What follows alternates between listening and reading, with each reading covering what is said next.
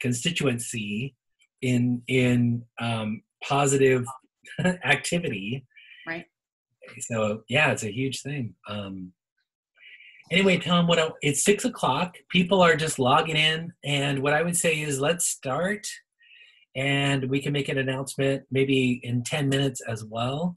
But what I want to say to all the attendees is, if you have a question that you would like the panelists to address, you could email me at greatbooksohai@gmail.com or ojaichat@gmail.com, either one of those, or the chat here, and we will get it. And I will go through the questions and forward them to Tom or forward them to the panelists, and they can ask those questions. But Tom, I would say take it away.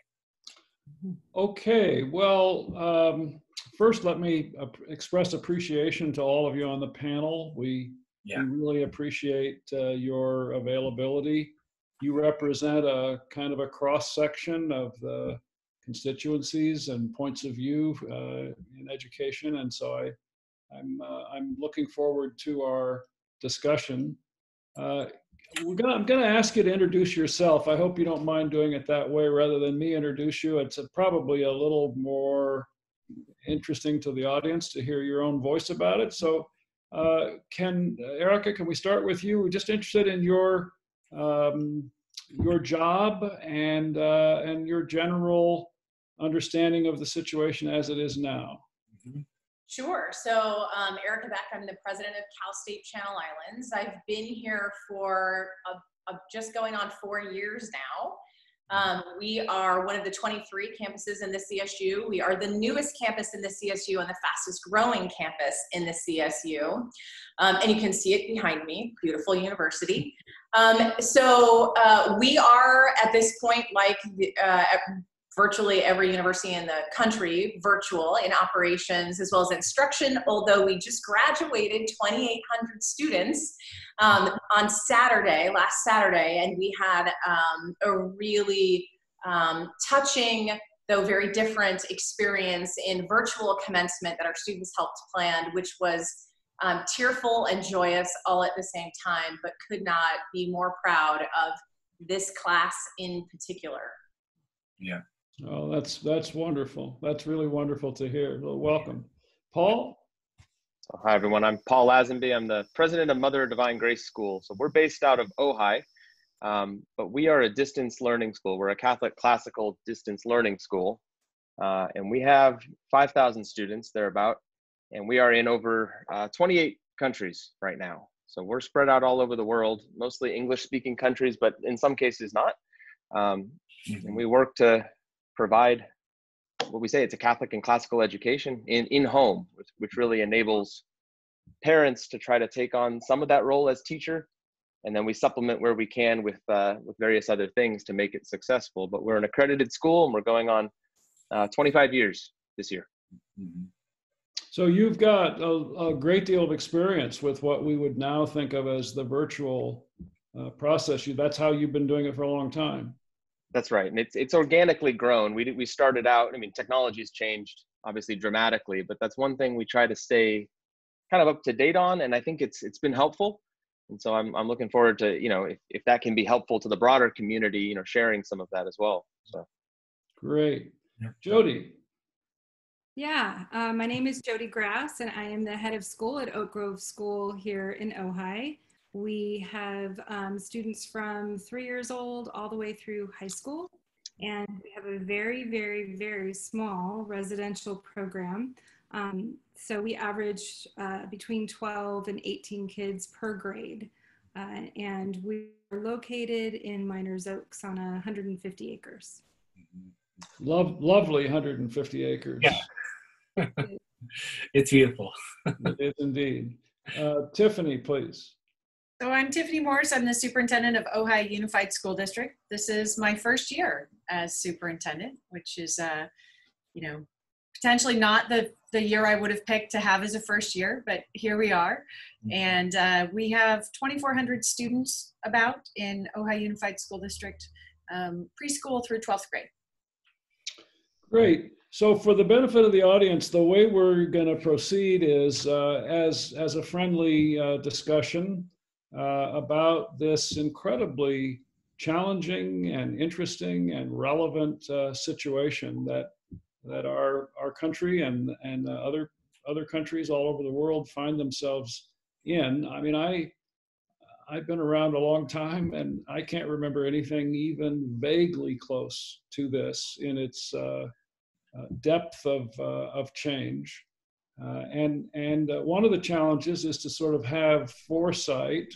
It's easy to see in retrospect, like in 5 or 10 years from now, we'll all be talking about what happened here in these moments and what we thought was going to happen and then what really happened and what all the implications of that were. But it's also, I think, very valuable and potentially helpful to people to have some kind of foresight to the extent that we have it, to the extent that that's possible. So we'll just be having a discussion as if we were all here all by ourselves and talking about these things. And we hope that that is beneficial to those of you in the audience that have the kinds of questions that we know everybody has.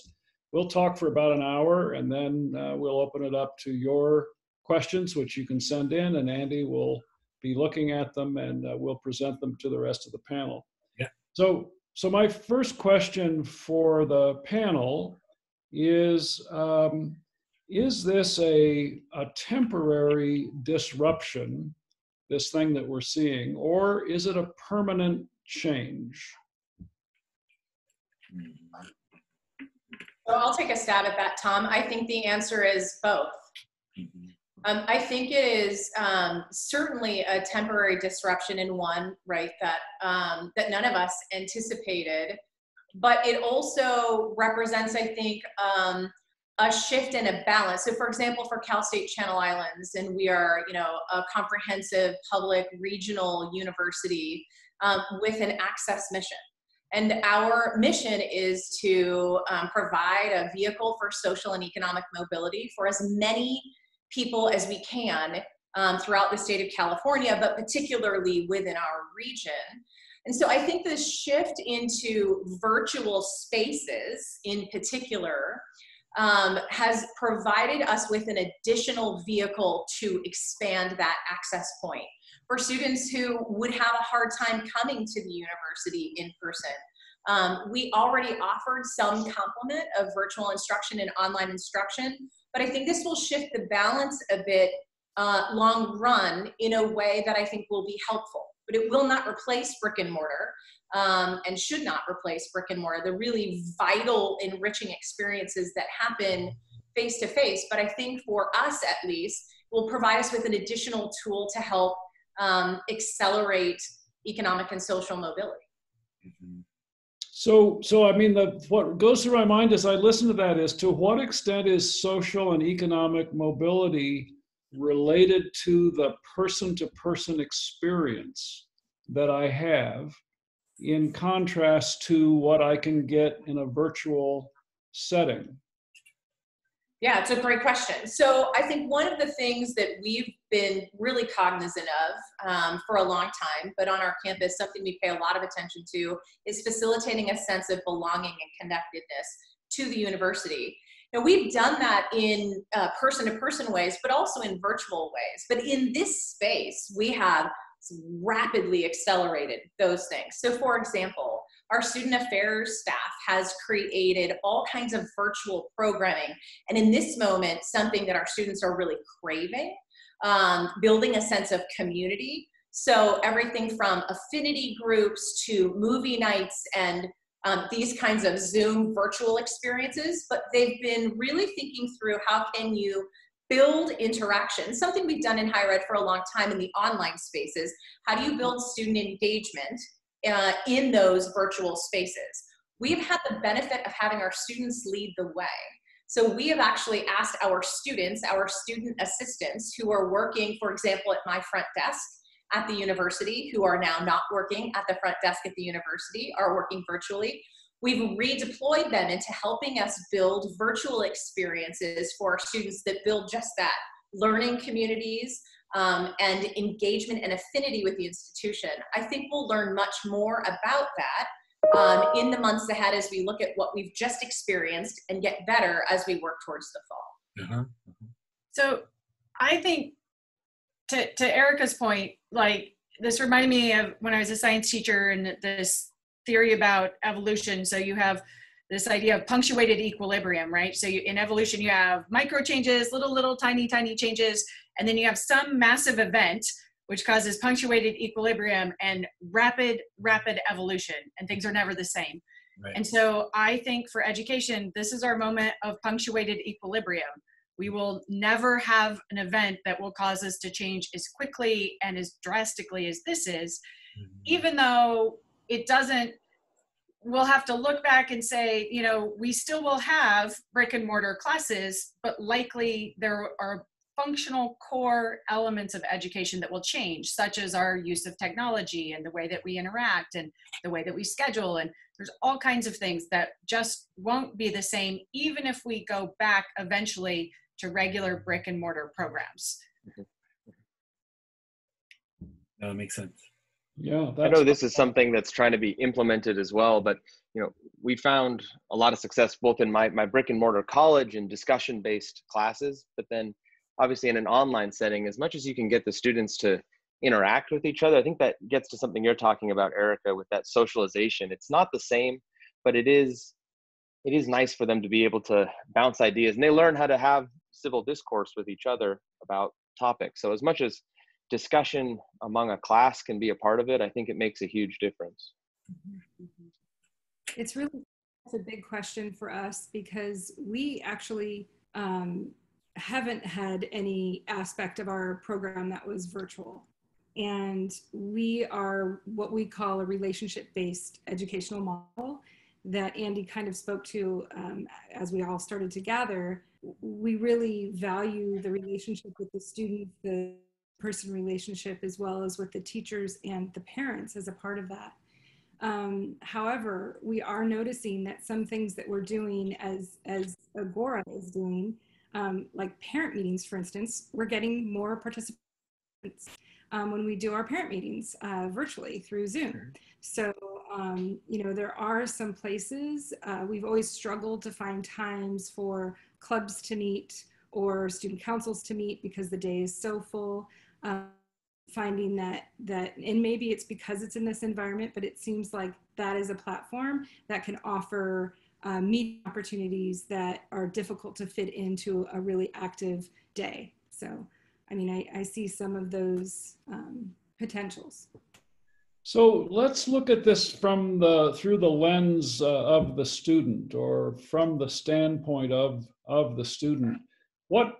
What things should we be concerned about and be looking out for? What worries us, or what makes us feel more optimistic about the student in relationship to this massive change that we're referring to? Mm-hmm. So I'll start and just say, when this happened, our first concern was really for kind of Maslow's hierarchy of needs, right? And the things on the base of that pyramid: food, safety, shelter, clothing, all of those kinds of things. And then next, kind of mental health, and then academic learning. Mm-hmm. And so we took time at the very beginning, right after March 13th, the next week, we had mental health services available online for students. And we had students taking advantage of that.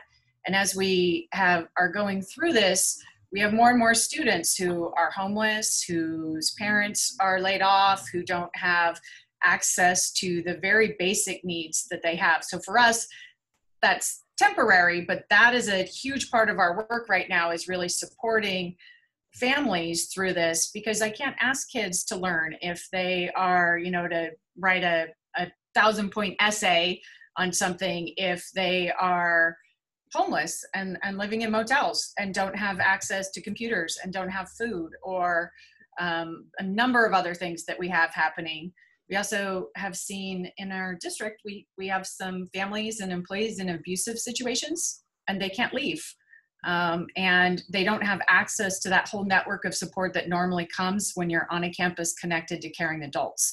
Mm-hmm. And so trying to bring those services of caring adults, and then all of the support services, providing meals, all of those kinds of things to families has been really critical for us in that student support piece. Yeah. So some of us not as close to the public school system as you are might not have recognized the extent to which the role that you are playing is much broader than what we would think of as simply education, not to understate that or undervalue it, but it's also has an immediate effect in the way that you have just pointed out. And it's not, I mean, how much of that was intended in the way the public school system was designed, and how much of it is an unintended consequence? Do you see what I mean?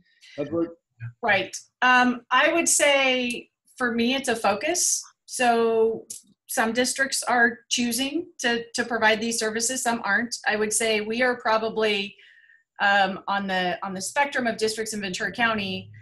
We are offering services that are not available everywhere else, because one, we're a small kind of isolated community, right? And so it's, I think, incumbent on our role in the community to do that. So, you know, we have a clothing closet, and once a week families can come and shop for clothes. We have bike giveaways. We have just a number of things that we deliver food to families in the motels in Ventura, just things that we can do because we're small and we're nimble. But I would say we could not do those things as well. It's not necessarily part of the education programming, but our school board and our community is supportive of us putting our efforts there. And that's been really, really nice. And I think it's important for our students. If you don't mind me interjecting, please. You guys, so Tiffany, you guys had a school board meeting 2 nights ago, and it was in the paper. So there's some discussion about the budget shortfall you're going to be facing. And so, I mean, for the people who are listening in on this, there's some talk about possibly closing a school, for example, to make this, shore up. I don't know. What are your thoughts?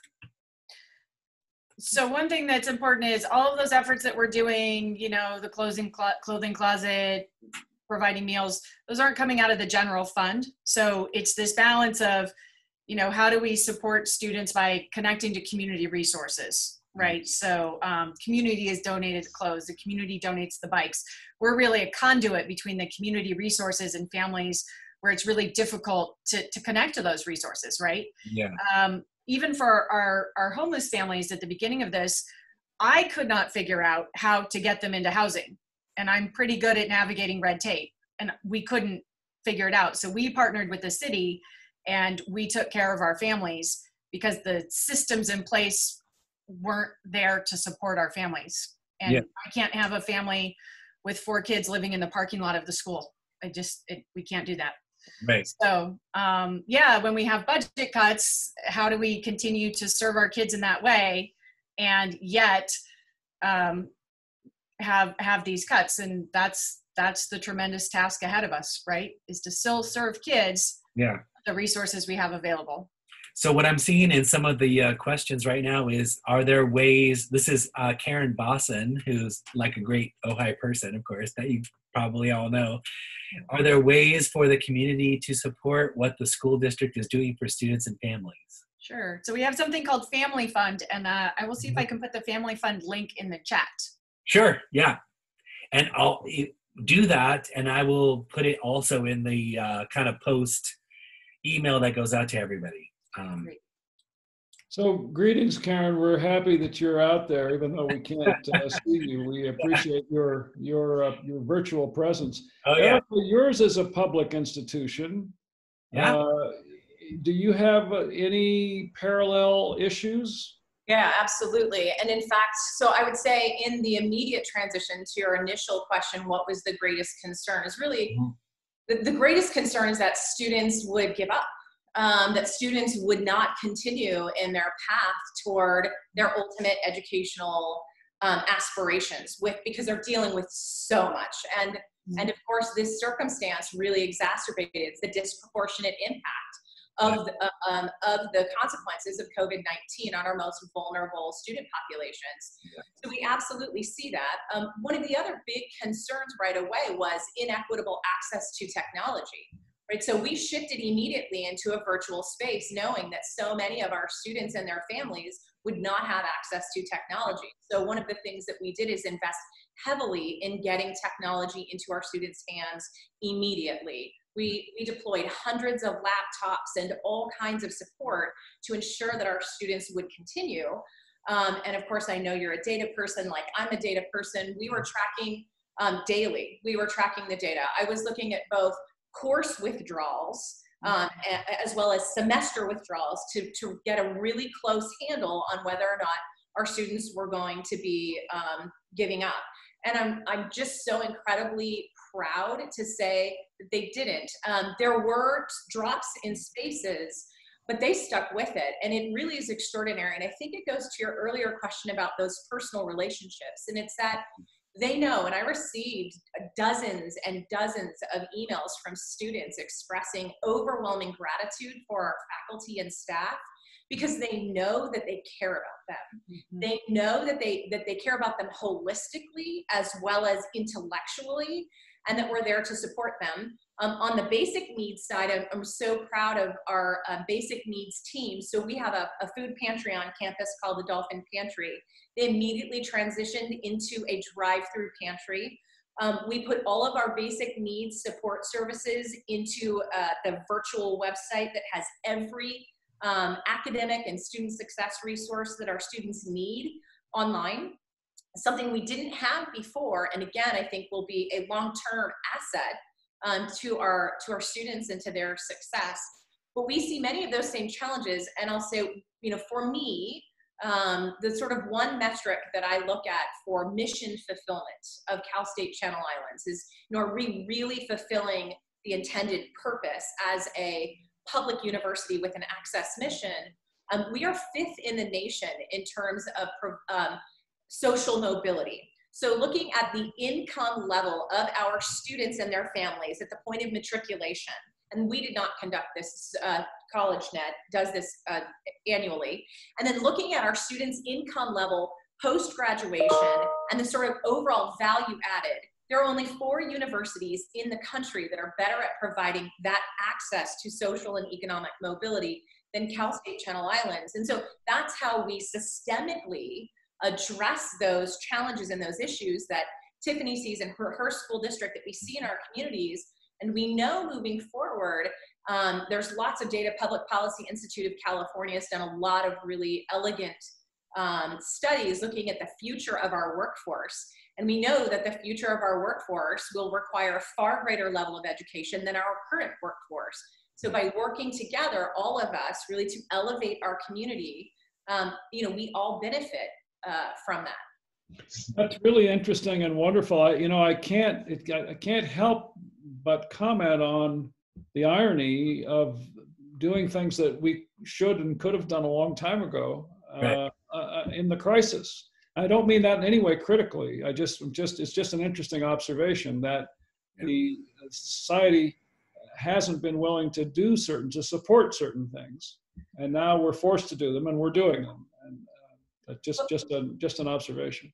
Well, and I think it's also that the knowledge base wasn't there. I mean, one of the things of any crisis is that there is learning to be gained.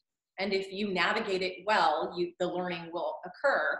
And so, for example, in the basic needs spaces, or even in the advising and the telehealth that Tiffany mentioned as well, mental health spaces, I think we've always sort of been under the assumption that those personal interactions in real time, in real space, were vital to their success. And I think what this is telling us is that those are important, but we can do more and better, to your point. And I think it just didn't occur to us in the same way. Right? Necessity is the mother of invention. Yes, indeed. So Paul or Jody, you're in a different, not in the public space, but are you seeing similar issues within the private spaces that you represent? Well, equity has been, a primary piece for us. Realizing, definitely learning tools that weren't available at home, but also just what's happening in those homes. So not every home is able to support or scaffold the learning in the way that we had initially in those first few days really probably ignorantly thought could happen, right? Realizing that parents needed much more support. Some students have both parents working, and even if they were home working on stay-at-home orders, they were working all day. And so you have very small children, and yeah, so we've been really looking at that and putting things in place to support the student, everything down to a place in the house that has proper lighting, you know, devices, printers, paper, all of those things that is needed, but also is there a grown-up that can assist the student or not? And if not, how do we support that learning at home? So it's a big question. And so our parents didn't choose that remote learning. And so they hadn't built really their life around having to deliver that kind of education. So. And I think, Jody, I'm really glad you said that. It's interesting because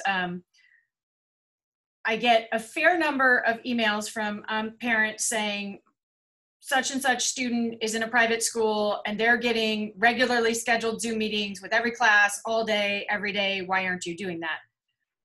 And one of the things that's sometimes difficult to convey to the community is we have a really diverse student population. So yes, that may work in some private schools where the parents are home and we know there's technology access, but 53% of our population qualifies for free and reduced lunch.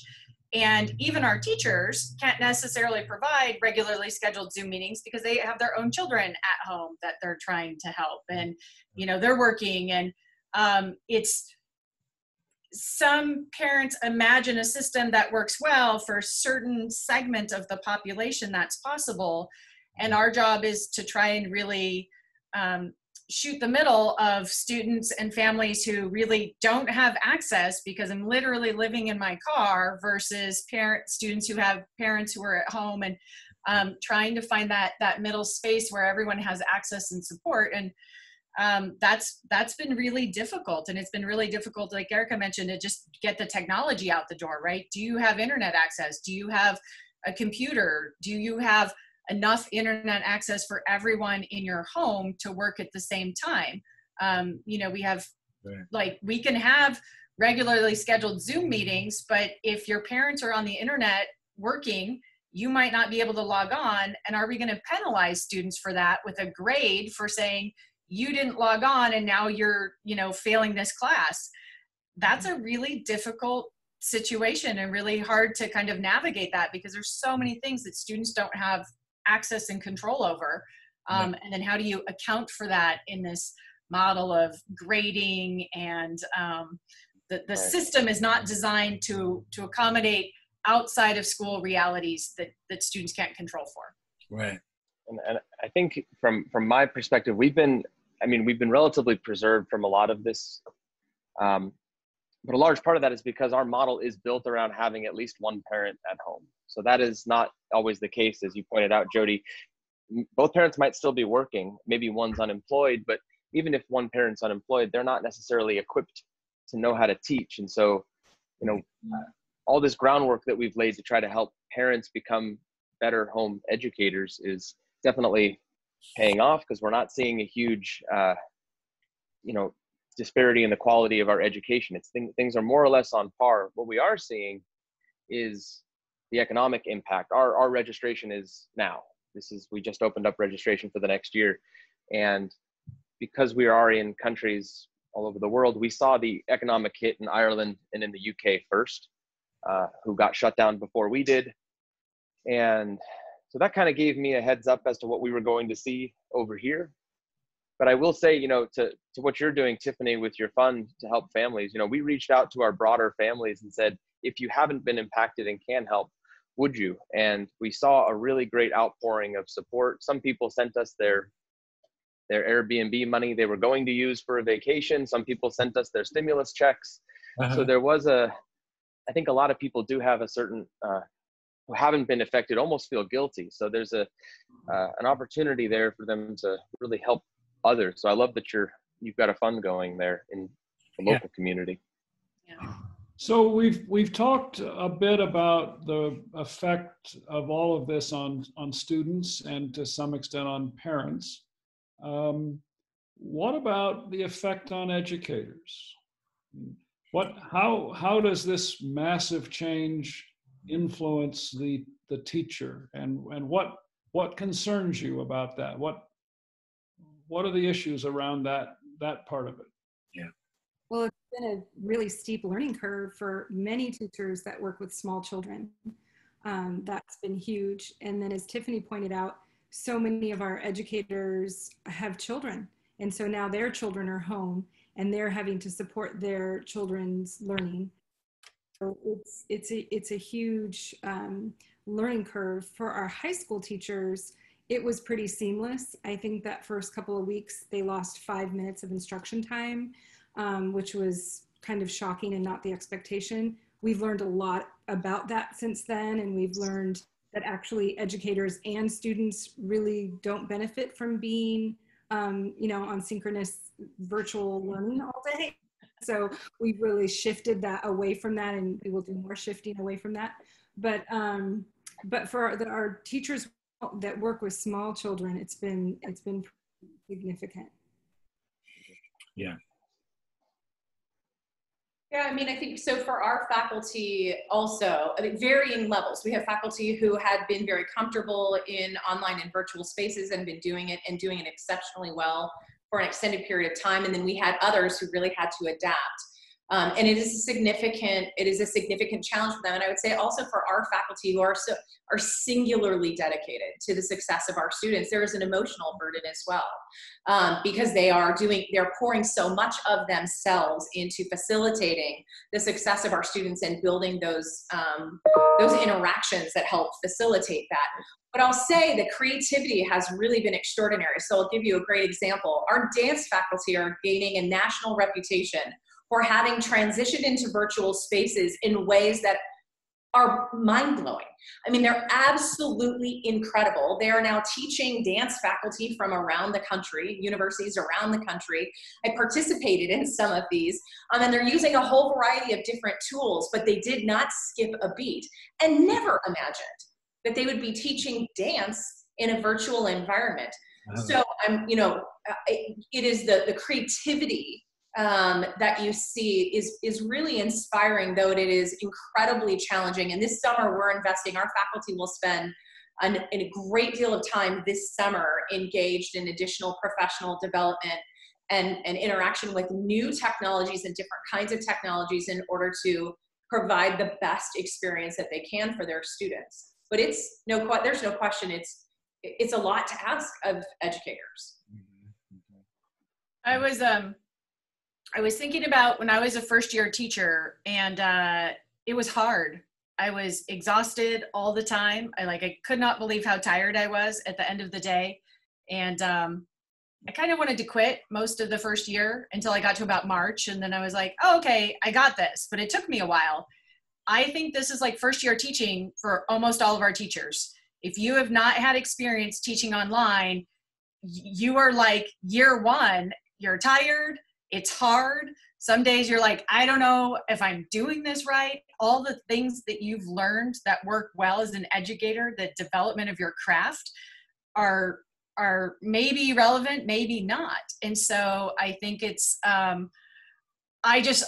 think of them as like our first year teachers that need all that love and support and, all of the assistance that when we have first year teachers, they get a lot of support in the system for the first couple of years because we know it's hard. They get a mentee, they get a coach, they go through what we call induction so that they have professional development. Our system isn't set up to provide our teachers that same support, but that's really what they need. They're like first year teacher support as we transition into this. So how can we provide that support as we go into this next year is what we're working on right now. Yeah. So I think, Tiffany, you're touching on something that I think is really interesting, and it might not apply to obviously higher education, but especially with younger kids, if if you can utilize if there is a parent at home, and I know in some cases there isn't, but if there is, and you can try to tap them to participate in the education, I think they're already, as parents, natural teachers. You teach your children to walk and talk. If you can, especially in those early years, utilize them as resources, you might find you have more of an army there in your corner. So, for sure. Yeah. You know, the creativity that comes through the virtual stuff. I think of over the weekend, I attended a graduation ceremony from St. John's College, a college that I'm affiliated with. And it was, of course, virtual. And part of their program was a chorale performance made up of faculty and students. And it was just amazingly beautiful. And it worked. I mean, I don't know how they managed to do it because they were kids all over the country. So how they managed to coordinate, and in a chorale, obviously the coordination has to be just right to work, and it did work. So it was an extraordinary accomplishment, and just something I'll never forget having seen. Yeah. Hey, Tom, if you don't mind me asking, I guess I would suggest that our audience would like to hear from everybody about what their fall and possibly spring plans are for their schools, if they know them. Sure. Just to hear. Maybe Erica, you might start. Yeah, sure. So all 23 of the Cal State University campuses are starting with a virtual planning format for fall, with limited exceptions for things that just do not lend themselves to the virtual spaces. Yeah. So things like the physical lab sciences, nursing, those kinds of pieces. But we've made the decision to plan for a largely virtual fall format because we've been working really closely with the epidemiologists and the immunologists, and it looks to be that they're predicting a second wave in the fall. And so our primary concern was to make sure that we preserved as much opportunity for as many of our students as we possibly could. So in many ways, we're planning for the most difficult scenario. So we will at Cal State Channel Islands have some on-ground educational experiences, but they will be very different. So for example, in our laboratory courses, instead of having 20 or 25 students, we'll have 5. And they will be wearing masks, and they will be physically distant from one another. And there are a whole set of challenges associated with what that looks like. And we're working through those pieces now. But for everything that can be delivered virtually, the planning format is such that we will deliver those virtually. And as I mentioned, faculty will be spending a great deal of time this summer engaged in professional development to really enhance their skill set. And we have some faculty members who are really extraordinary in those spaces, but we also have an entire unit on campus, Teaching and Learning Innovations, that does this work all the time. And then we will hope that we are wrong. We will hope that we will then, the stage of the virus will be such that in concert with public health, we'll be able to have more on ground than what we thought. But for now, we are planning for overwhelmingly virtual. We will have students living on campus, but instead of having 4 students in an apartment, we'll have 1. And they will have their own bathroom. And we're working through all of those details with public health. I would like to say that we are incredibly fortunate here in Ventura County. We have some really extraordinary leadership in public health. I have spent a whole lot of time with them. They're really working through the scenarios with us as we go, so that we can have, guiding star, first and foremost, health and safety, not just of our students, but also of our faculty and our staff. But also we have an educational mission we intend to fulfill, making sure that we provide a pathway for our students and also research and scholarly opportunities for our faculty. Mm-hmm. Yeah. So we're also working on our fall plans. And I will say we're a little bit out of, we're on a little bit of the edge of what other districts are doing, but I truly believe that we need to get elementary kids on campus because they're not necessarily independent learners yet. We cannot plan on their parents being home to provide childcare for them or to be there. I think as parents go back to work, as things open, you have to have something to do with your elementary children. You can't leave them at home, and there's not a lot of childcare options. So we are really focusing our resources on elementary for a number of reasons. And our goal, I don't know if we can get there, but our goal is to have all elementary kids on campus all day, every day, not having a rotating day. That is ambitious. It's going to require a lot of resources and a lot of planning. We have a reopening team of 75 employees that are working on all of those details, what that looks like. We have 5 sub-panels looking at student services, looking at our specialty classes. What do we do for art? What do we do for ceramics? What do we do for band? What do we do for PE? Looking at workplace safety. What procedures do we need to have in place?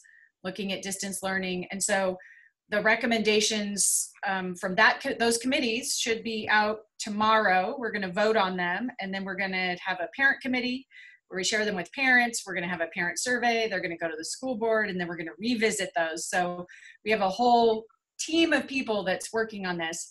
Our middle school and our high school kids can probably have a blended hybrid opportunity, right? Where they come some days, but we're really trying to look at, we probably need a different bell schedule, right? Kids should maybe not be taking 6 online classes at once. There's no online program that would, say that's really great for kids or for teachers. So looking at, does every class have to be the same length? Do we have to do it the same way that we're doing it right now? And so we're kind of developing these accordion plans. So, here's our base plan, and then we can either scale up or scale back depending on what we know in the fall.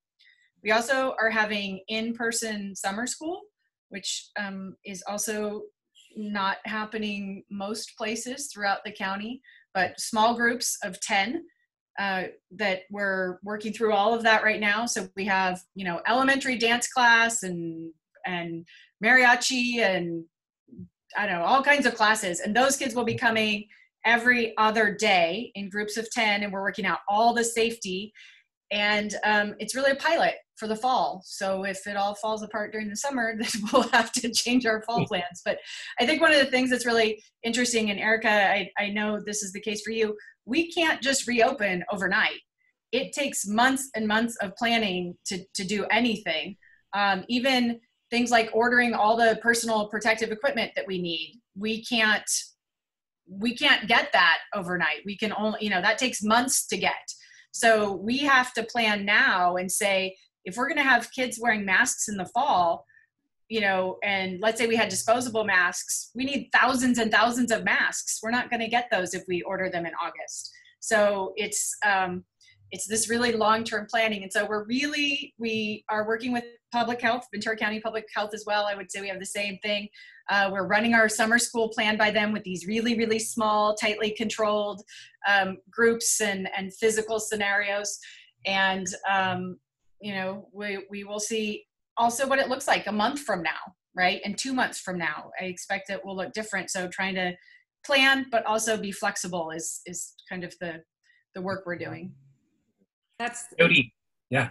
Exactly where we are is planning for all the different scenarios. We're small again, so we have that flexibility, but really even just psychologically staying flexible with what's possible. We're also working with public health, looking at a summer camp, very small summer camps, really controlled. Just and I look at it similarly to you, Tiffany, which is I want people on our campus this summer so we can see what it looks like. Mm-hmm. Or we have, teachers and students coming to campus and really not having had the opportunity to see what are the things we haven't thought about here. But we also know, even if we were 100% back on our campus on August 26th, that we have families that don't feel safe, kids in school, even if we do. And so we are planning for that as well. So if you're on, and somebody says we're not ready, so we'll need to. I think that countywide and I've seen even some statewide and national studies, it seems to be that about 30% of families say we are not comfortable coming back in the fall, and probably the same number of staff members, right? That for other comorbidity or other issues, or like, we're not comfortable. And so trying to plan for options for those families as well, so that you don't have to leave the system, but we have options for you regardless of where you are. So it's this really tailoring experiences to what families need and are comfortable with is the work to do. Here's kind of a question I want to get to you, Paul, but for Jody and Erica maybe. So Jody, there's a small group that's international that stays in the boarding program. And so what are those international students, what are you finding with their plans for the fall? Yeah, so the international students that we have enrolled continue to do remote learning if they can't come back to Ojai. And part of that is also their student visas. We don't know, we don't have control over that.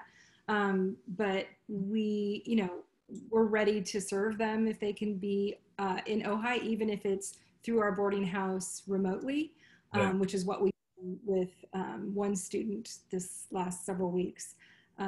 But again, they are committed to remaining enrolled at Oak Grove. And I'm hearing from other schools that have boarding programs that's pretty consistent. Okay. Erica, do you have an international population that comes to the school? We have a small international population. It's not a really large one. Yeah.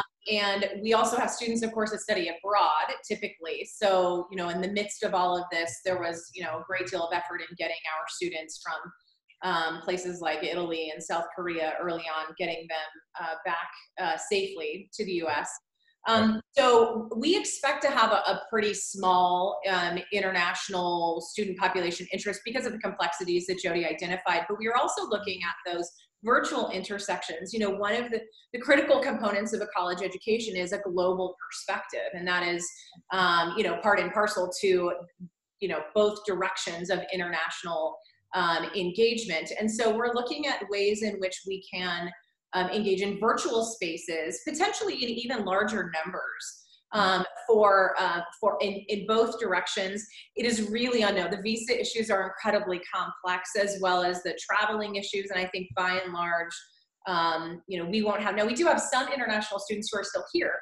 And so, who haven't gone home. So that's a little bit of a different story, but not a large international student population, I don't think, for the fall.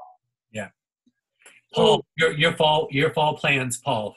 So we're seeing an increase in enrollment. So we have a 50% increase in new families over what we previously do. So right now, our concern is around quality and making sure that we're still providing the right training for families. So a lot of our efforts are, so it's getting into our model a bit, but we always partner a consultant with a family, and it's sort of the manual for how to implement it, because it isn't easy. And as we all know, no two families are the same. So we have over 100 consultants that we partner with the family, and they're really the mentors for how to make this work. Because I think without that, things like quality come up, and just there's no one really to help you with the customization that you might need.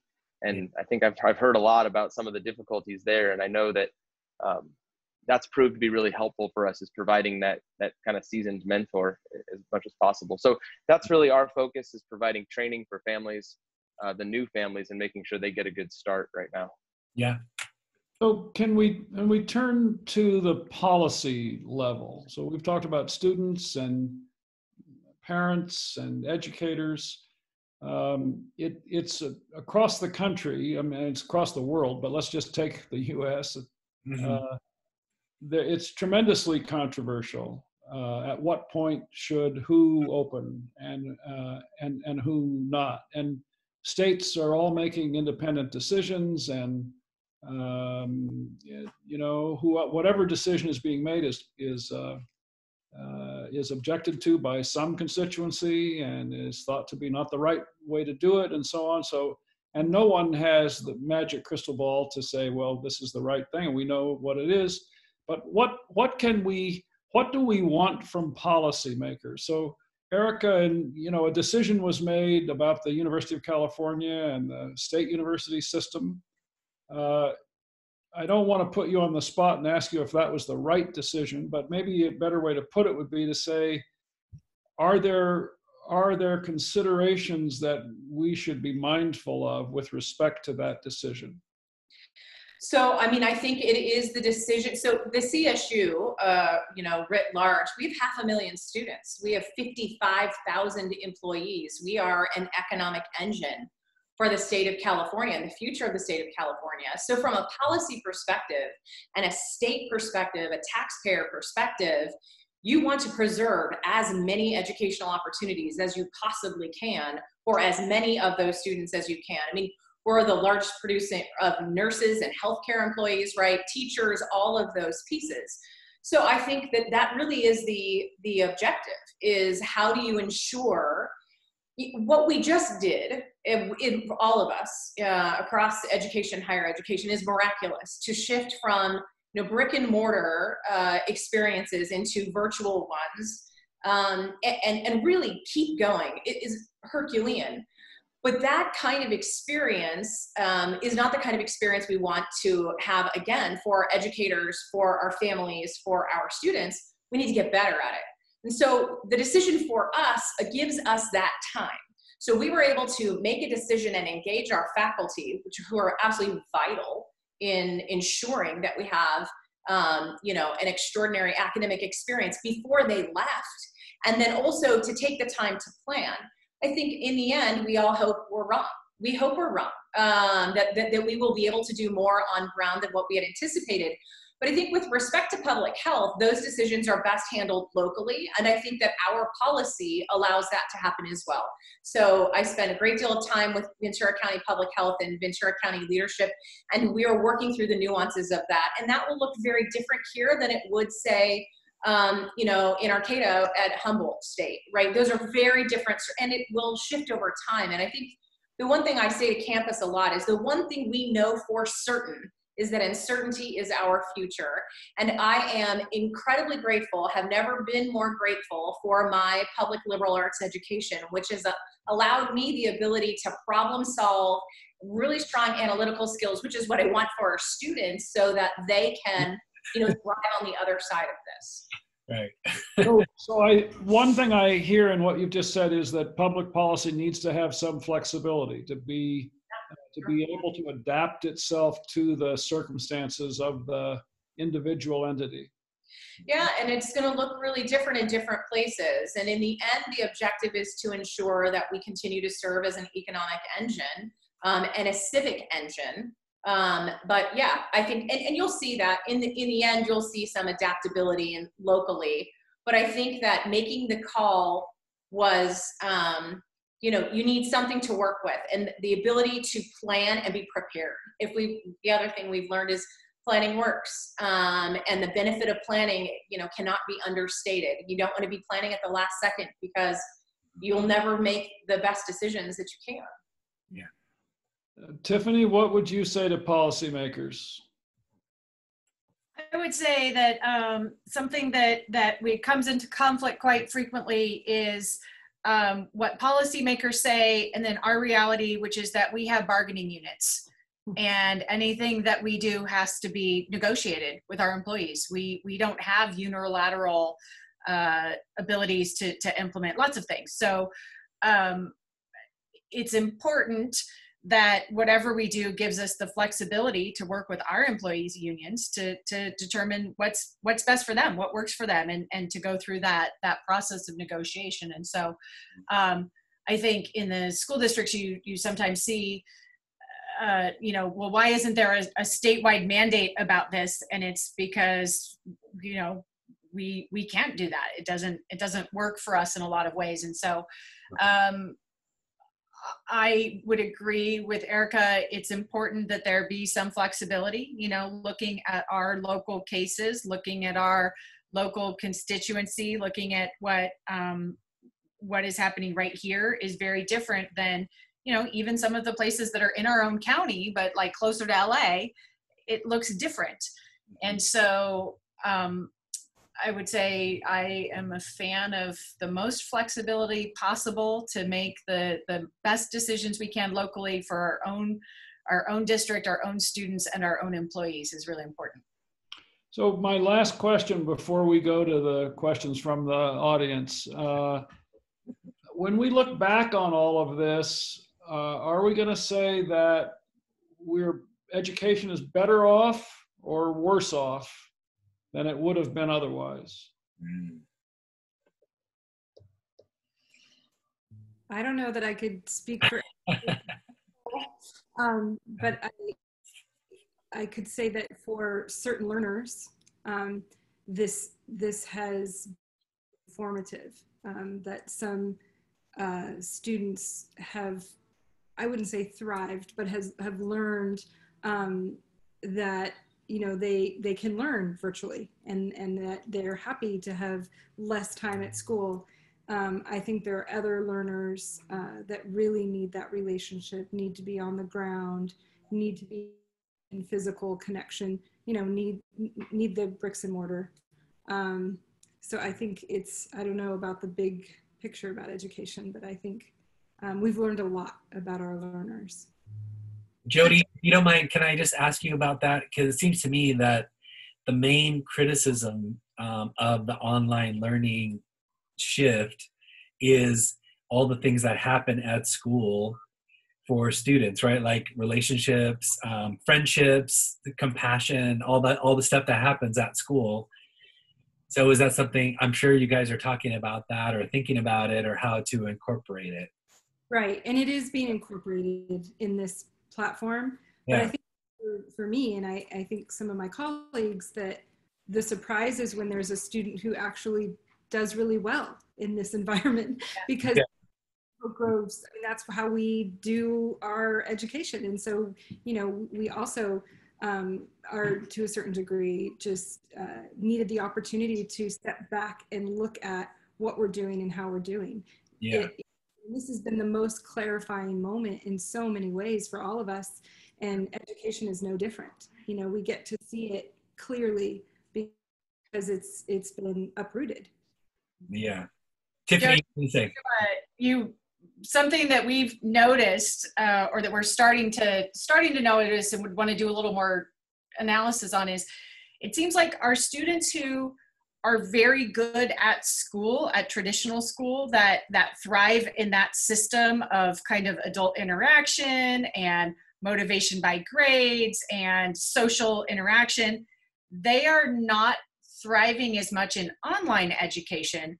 But our students who were not thriving in regular classroom setting, some of them are doing incredibly well. And I've heard from a few teachers who are saying, if you had asked me which students would be doing great and which students wouldn't be, I would have reversed that. I wouldn't have gotten that right. And I think that's a really interesting thing for us to pay attention to, that some kids who weren't thriving in the traditional education model maybe needed something different.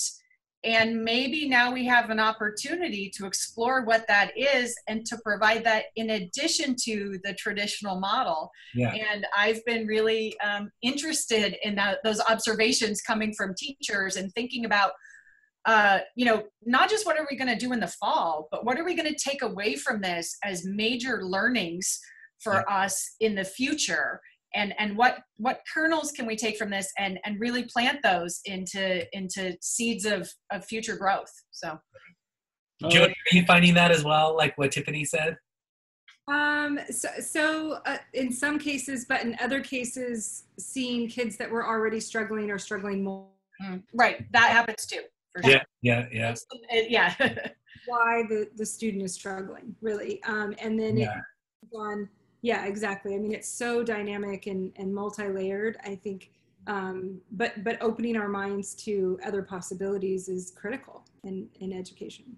Yeah. You know, we see that on our end too, even though we're a distance learning school, it's not cookie cutter, and it really is, each family is different and they'll have strengths and weaknesses. And so, you know, as much as we can to try to play to those strengths and then really spend time focusing on those weaknesses, but it's definitely not the same one family to the next. Yeah, yeah. So, and I would just say from the workforce perspective, right, and what this moment in time represents with respect to a shift in the workforce. For example, Twitter saying we will never require our employees to come back in person, right? You're going to see a lot of that. And I think that the one positive about this experience is that for us, for our college students, is that they will have experiences that they would not have had with respect to preparing for excelling in those formats that I think are going to be far more likely, you know, beyond our doors and post-graduation in ways that we knew were coming, but this moment accelerated their arrival. Yeah, yeah. Yeah, well, that's really fascinating. No, it is, yeah. So shall we go to the questions, Andy? Yeah, here's a few questions. There's many questions, actually. Here's one. This is from Jolene Godfrey, who's also a guest tutor in the Agora Foundation. With so many college kids considering taking a gap year as the fall approaches, what long-term impact on the nature of learning do you foresee? Will the 4-year model fuse into a more fluid and diverse learning experience, less driven by the quest for degrees? I guess that's for Erica. So there's a lot packed into that question. So yeah. Let's say first about this idea of a gap year. So for the student population that we serve, which is overwhelmingly first generation, historically underserved students, the idea of a gap year is not a positive idea for them at all. In fact, if the Great Recession taught us anything about unemployment rates with individuals who hold a college degree relative to those who do not in an economic contraction, the best bridge our students have to a post-pandemic future is a college degree. And that coupled with already the accelerating need for college-educated individuals in the workforce of the future. So our message to our students is, this is not the time to pause. This is not the time to stop out. This is the time to lean in to a future of educational opportunities that will last you a lifetime. And there is robust financial aid available. And I'll say one silver lining of the governor's budget is that he remained committed to Cal Grants. So there is a significant, robust financial aid available to students, and we want them to persist, and we will do everything that we can to help them to persist. Now, that's a really different picture than it is for the Ivies and for the institutions that are the students are in a position that they can take a gap year. That's a whole different kind of conversation and set of circumstances. I'll also say that even though there's this speculation about it, our enrollment data don't bear that out. If we're looking at our enrollment data, our enrollment is really robust for fall right now. And if anything, across the CSU, it's up. So we'll see whether or not that plays out. I think there are so many circumstances at play at the same time. For example, families who are nearby who had intended to send their kids to institutions on the East Coast or other parts of the country who now don't feel safe, who will keep them local and have them engage with Cal State Channel Islands. So I think there's a lot we just don't know about that sort of behavior. I can't remember the second part about swirling or. I think it was basically saying, are we going to be looking at kind of different kinds of models instead of saying the goal is a 4-year degree, instead of you look at all these different kinds of things about what's needed or what's valuable and what's what you can make a living at, you know? So, I mean, I think stackable credentials are really important, and there's a lot that's going on. I think you'll see some, and you're all already seeing some developments on that front about stackable credentials that move towards a degree that signify particular skill sets. But I would go back to the, you know, what is the value of a college education? And the value of a college education is the skill sets that it represents. And those skill sets transcend discipline. They are about communication and problem solving and critical thinking and all of those pieces, because this context shifts, right? Look where we are right now and what has just happened. Shift immediately. Those skill sets are independent of a discipline or a training or any of those things. So I would say, I don't think anything's going to replace the value of, you know, public liberal arts education. I just don't. It's so funny because you're talking and I see Tom and Paul and me shaking our heads saying, yes, liberal arts makes perfect sense because it helps you navigate all these situations. Okay, let me read a different question. This might be for Paul, Jody, and Tiffany. I'm concerned about the young children. This is from Barbara Rudd. I see how the older students can cope and adapt, not the little ones, the preschoolers, kindergartners, and the early grades. So I guess maybe if you could speak to that. All of you deal with that age student. So how do you deal? That's our focus, right? Yeah. Tiffany, start. Oh, go ahead. Oh, sorry. Go ahead. Tiffany, go, and then Jody, and then Paul. So as I mentioned, that's our focus, right? Is to try and get as many young kids on campus. Like, I'm concerned about kindergarten, right? If you've never been to school, how do you start kindergarten online? Yeah. You can't, right? So I want to get our kindergarten kids on campus first. In a safe way with small classes in groups of 10 or 12 or whatever's available, which means I need a lot more human beings on my on the campus, which is, you know, with budget cuts, kind of the opposite of what I need to do, but we're gonna try and figure that out. The other thing about getting young kids on campus is that if our young kids are at home, then our older kids, our middle school and our high school kids are providing childcare if the parents are back at work. So if we really want our high school kids to be able to do distance learning, their siblings have to be in school. Otherwise, they're watching their siblings. And we see that all the time right now of kids who can't go to Zoom or can't do, because they're helping their younger siblings with homework, and they can't do their own learning. And so for me, it's a whole approach to assisting the entire family to have young kids on campus for their sake and for the sake of their siblings. Thank you. Jody.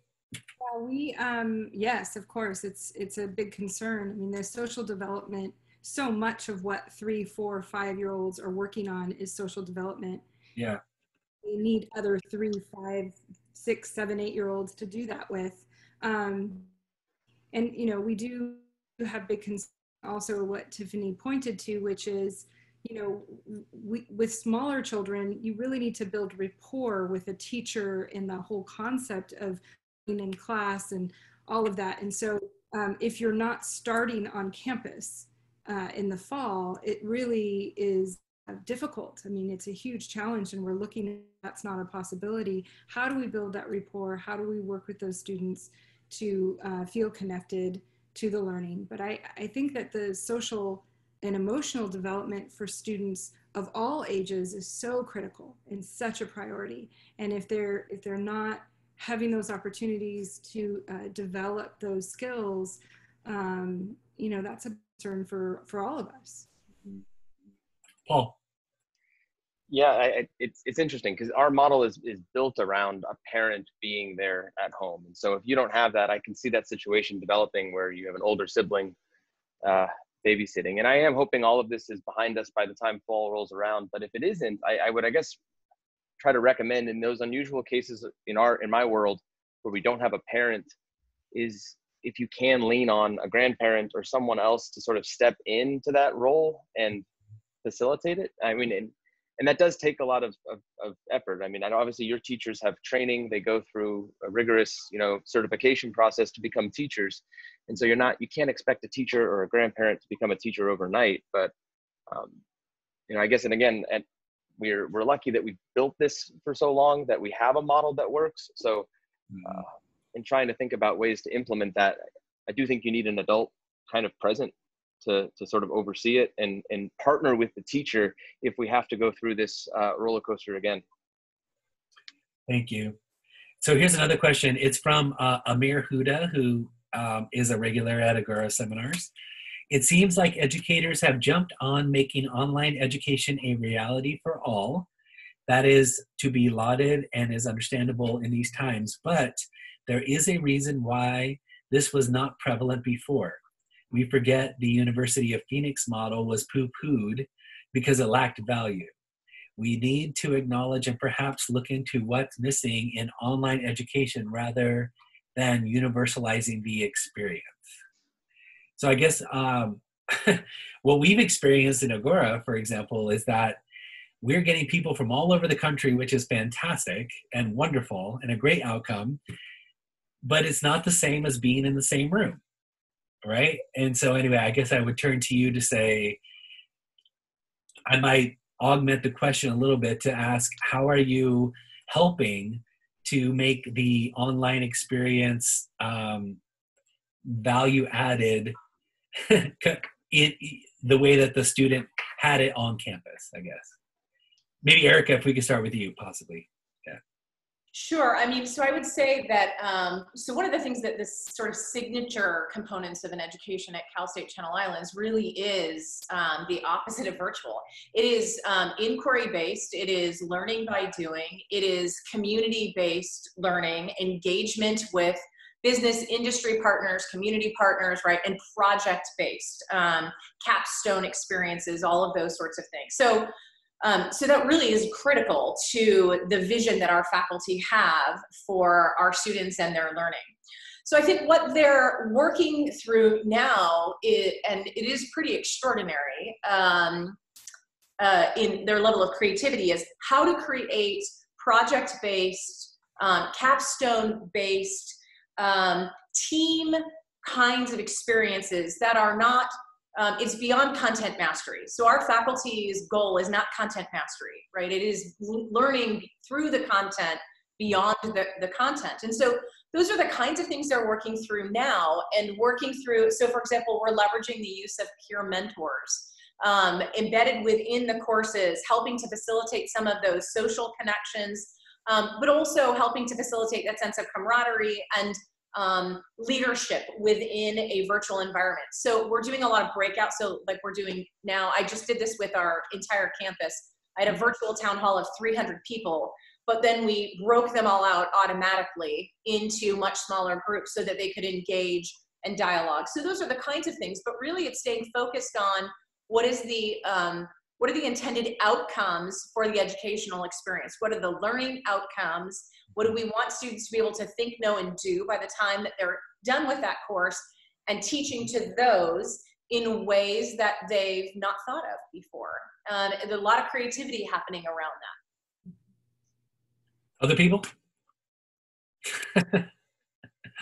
Let me just comment. I think it's a really important question, and I don't want to suggest that I have the answer, but I think the question goes to what is the relationship of human presence to learning. And I think there is something there. I mean, so if you're my teacher and I'm your student and I already know you, we've established the right kind of relationship of mutual respect and understanding and so on. It's then from that foundation, it seems to me, you can talk on the telephone and get benefit. I can read something and I can ask you questions about it. But if I don't know you at all, I'm new to this whole process and I'm trying to feel my way through it. Yeah.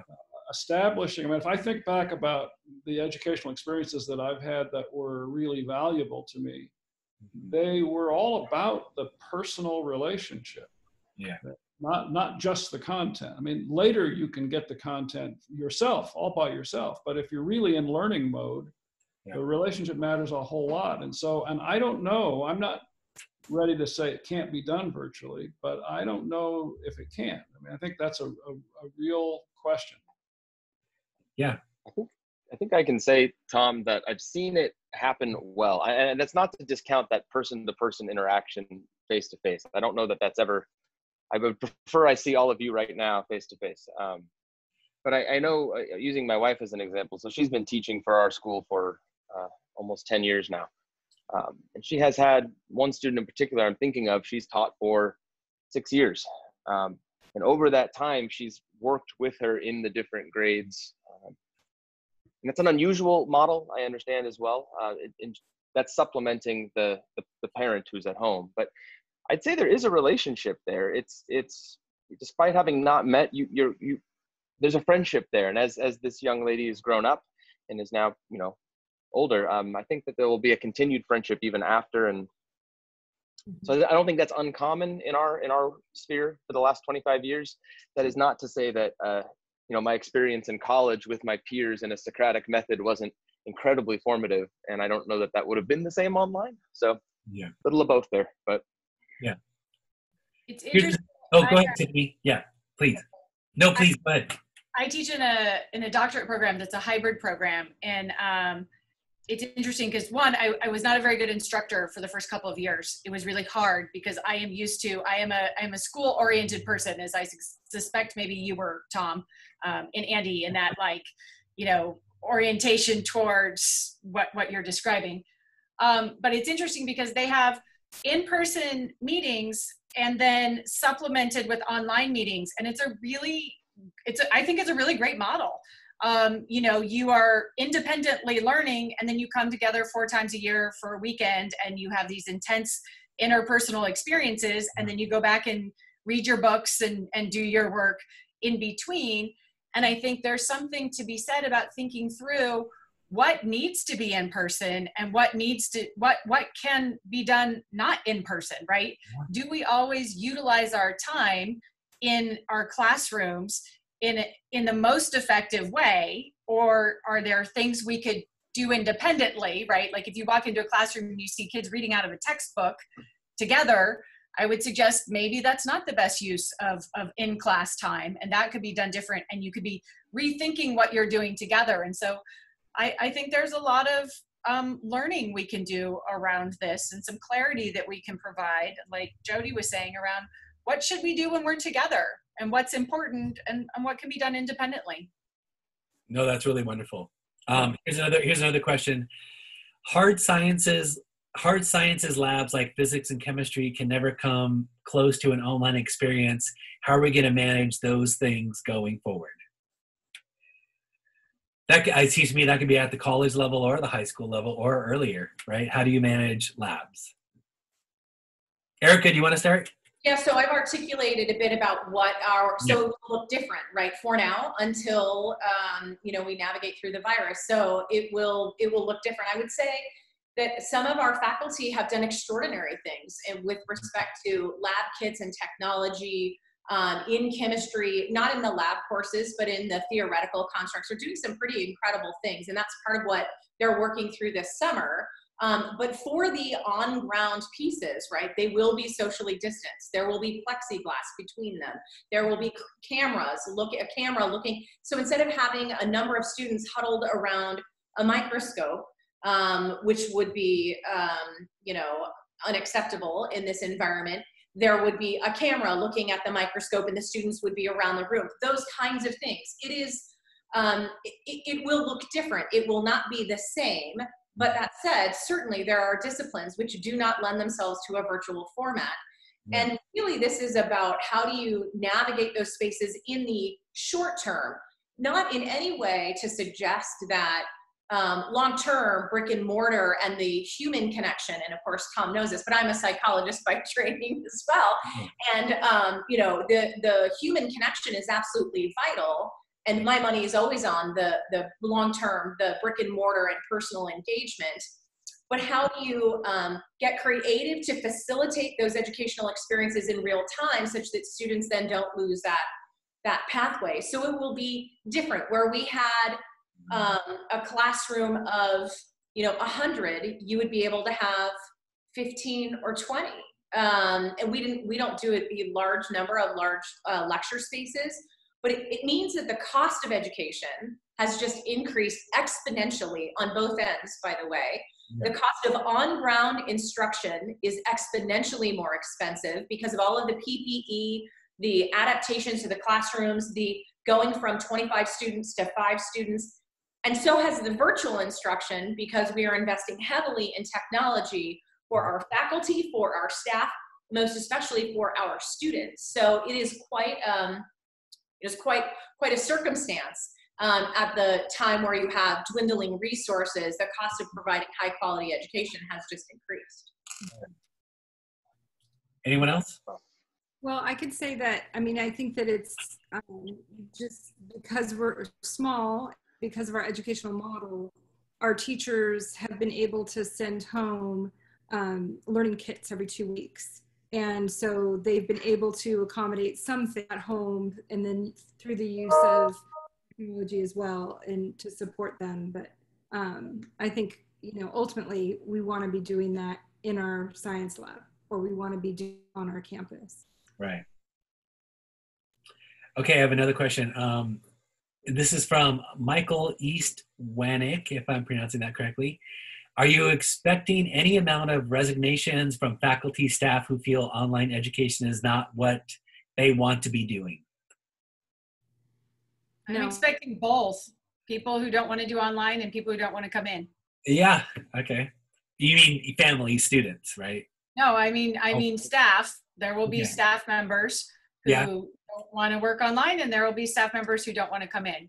Hopefully we can match them with the families that don't want to come in and the families that do want to come in, but we'll see how those numbers work out. Got it. Right.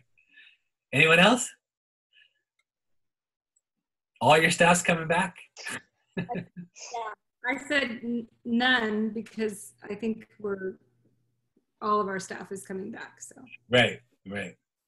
And this is short term. I say that as a relative term, but this isn't a permanent experience. So I would say, and I've been incredibly impressed by our faculty and their willingness to do whatever it takes to find the solutions for our students and our staff as well.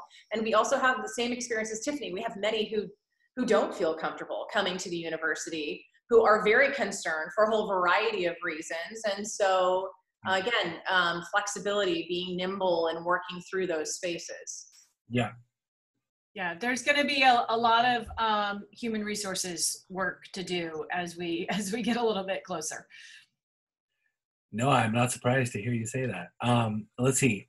So here's a question from Heather King, who has that outdoor education. Might this be an opportunity to collaborate with outdoor educators and bringing in more community-based, place-based experiential learning? Maybe some teacher workshops on doing this kind of learning, and also creating more solid, consistent outdoor education options for all public school, elementary school students and private at various ages. I am also concerned that, I don't know what this stands for, NGSS is moving to virtual more and real, what is it? Next Generation Science Standards, so the new Thank you, is moving to virtual more and real life learning less. So that's a kind of a question, like partnering with the community and being outdoors. Well, we have an extensive outdoor education already, and Yeah. we have partnered with many organizations in town. We'll continue to do that, but I think it's a good point. So are you saying though that you guys would increase that activity being outdoors, do you think, or? That's a good question. I mean, we are about to roll out a new middle school science and STEM program that is largely outdoors. So yes, but not because of this, but just because of our commitment to outdoor education. So actually for us, it's interesting. It's an interesting question. So we have a 1,200 acre campus that is home to an urban forest of sorts, and it is absolutely spectacular. And we've actually been having this exact discussion about our residential students. So our students who live on campus, right, and we typically have a whole student life for them. How do we work through those pieces? And we're looking exactly there. We're looking at the outdoor spaces, outdoor educational spaces, and ways to do that are socially distant, but are also engaging. And it's a whole new level of programming. We have lots of outdoor educational pieces normally, but I think we're looking to expand that. So a really good question. And I think it's important also in this space of needing to be mindful of one's immune system and immune function. The best thing that we can do is get them outdoors and physically active. So it's an interesting question, something we've been having some discussion about. Yeah, we're looking at that too, because we're planning on small groups of kids, right? 10 kids, and we don't have enough indoor space, so kids are going to have to be outside. So we're actually walking every campus, determining what outdoor spaces we can have, what outdoor activities we can have, so that we have small groups. Kids will spend time with our food for thought partners, what other partners we might have. I just want to touch on this workshop thing for a minute, because this is the reality. with our current budget cuts that are projected, I will have to cut every single professional development day out of the schedule, most likely. I mean, pending negotiations, but that is one place where we can trim the budget. And so we're moving towards this. We need more people, and our people need training to do what we're asking them to do. And I am going to lose people and training opportunities. And so what we are being asked to do, and I would say not really a policy issue, Tom, but what I have to do takes money, and I have less money to do more work with. And it's almost impossible. It's pretty Herculean, I think you said earlier, Erica. I don't know how we're going to do that, but that's the work to do. And so, Yeah. Well, maybe this is the last question, given time. This is from Rebecca Wallace. How do we address the psychological well-being of children when they're being told to stay away from peers and teachers, when we know humans require touch and closeness? Listening to the descriptions of the plexiglass between students, masks, and gloves starts to sound more like a holding facility than a safe learning environment. How are we going to address this? Well, it's critically important to address it. I think that it's something that we have to do ongoing and from day one, having those conversations, supporting parents, working with parents and educators to have those conversations. I mean, we have really skilled teachers, and we've been talking a lot about the possibility of a young child having to wear a mask, and how you can integrate that into fun and play and use it as part of your building rapport with a student or a whole class. But it is absolutely critical that we're thinking in terms of what is being communicated to kids about being close to other humans. Yeah. I could say even in a homeschooling environment, it's been challenging because we do soccer. My daughter does ballet. There's karate. Our social sports that we do in the community have been impacted, and it's uncertain as to when those are going to come back. They're obviously in a way less essential than education, than our schools, but it is still something that we're dealing with. So, yeah. I would say, and I've seen a couple of comments that say, so you have kids and they're wearing masks and they're in hula hoops, and isn't that terrible? And one, we don't want to put kids in hula hoops. We're trying to find other ways to do that where they're outdoor and they have space. They're just staying away from each other, but it's not like you have a hula hoop and you walk through school. But, I would also say, for a lot of our kids, they are struggling being at home. So being at school in a more restricted environment is still, in a lot of cases, better than being at home. It's better than being in your motel. It's better than living in your car. It's better than, some of the places where our kids currently are. And so is it better for everyone? No, it's not. And I would say, Tom, you asked if this is going to improve education, and I would say one thing that this is doing is opening our eyes to the fact that we already knew, but now have to deeply consider that one size doesn't fit everyone in public education. We know that, and now we have to actually make a difference in providing choices for our families and students, right, about what they're comfortable with. Yeah. Erica, you want to address that question or no? Sure.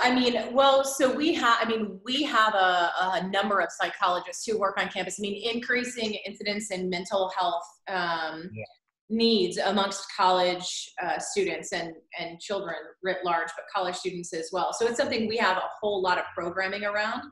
And we're working through the telehealth pieces. But the other thing that we're really trying to do is to build community. I do worry. I also have 2 young boys, 11 and 13. And so I see their experiences and also their level of comfort, right, as digital natives, and their level of comfort in engaging in a human social interaction virtually. And that concerns me.